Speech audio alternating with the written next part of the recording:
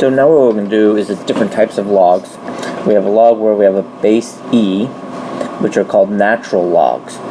And these are irrational numbers, and the value of e is actually this long decimal that continues going, similar to pi.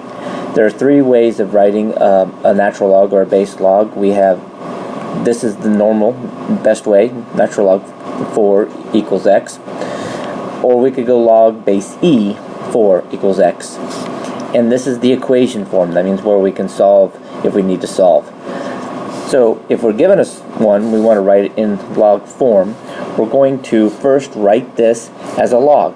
So we're going to go log, and it's a base e, and 8 equals, because logs always equal the exponent.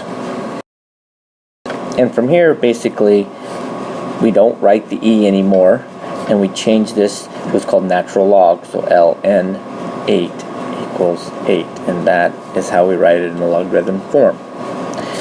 The next problem, same exact thing. We want to take the log. We know it's a base e, and it equals 5, because that's what all logs equal, is the exponent.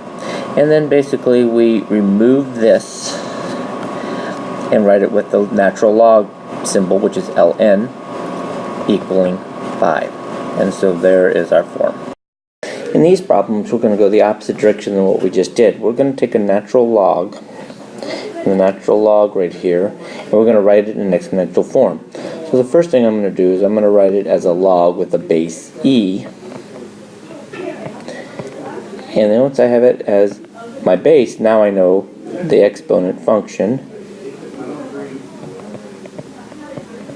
is just, this is always the exponent, and there's my base, and equals x. And so my answer is that. Same with the next problem. We want to take our natural log and write it as a e base, as a log. And then now we can write our exponent function without the log equaling that. To do these problems, we're going to simplify. And to simplify, we're going to use our properties. So we have a subtraction. So subtraction means we're going to end up in a division. So first I'm going to write my natural log of 10 to the third power minus natural log of 8. And because it's subtraction, I'm going to write it as a division problem. So I have natural log 10 to the third power over 8.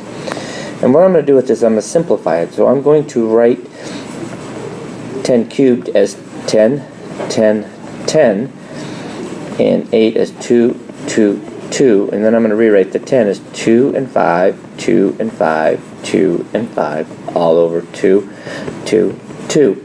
Which means the 2's can cancel, and I'm left with 5 cubed. So this simplifies to 5 cubed.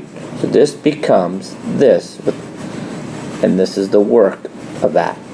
And now we're going to use our properties again. We have an exponent, so this exponent will be written in front. And so now we have a 3 natural log of 5.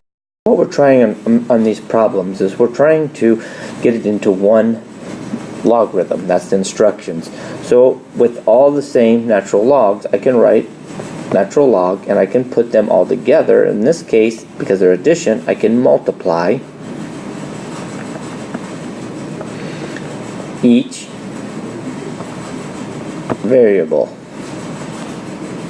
And if I continue to simplify what's in the parentheses, I have 40 times 1 over 4 times x, and 4 goes into 40 10 times, and so I end up with natural log of 10 x. And since this can't be simplified any further, there's my one single logarithm.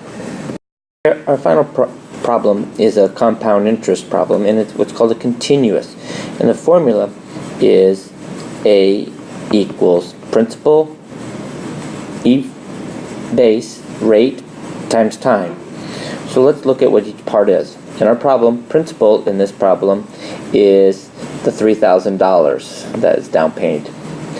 The interest, R, is 4%, but that must be changed to 0.00, my fault, not 0.00.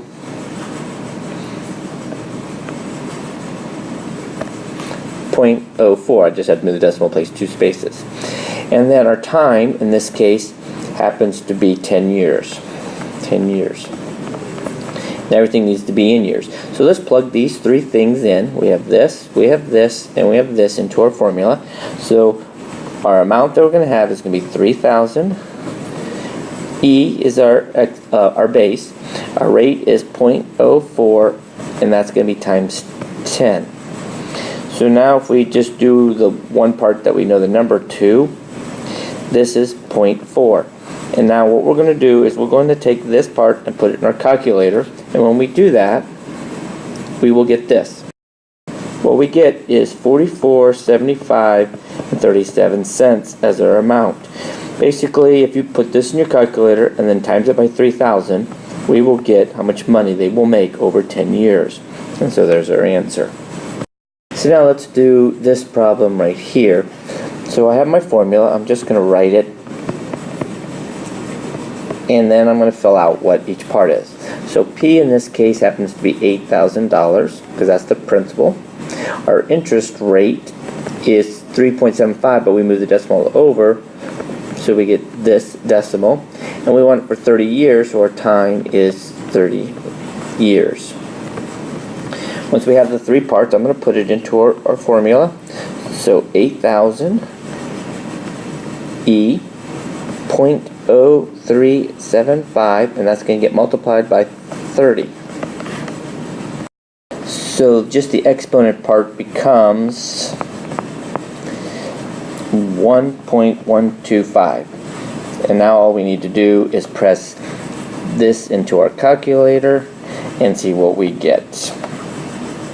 So the answer to this would be $24,641.73. Now let's go back and see how we press this into our calculator. You'll press this button, the E button on your graphing calculator. So you'll go E, and then you'll do the caret 1.125, and then that answer, which equals, in this case, 3.08, gets multiplied by 8,000 then. And so once you press those into your calculator, you'll get this answer.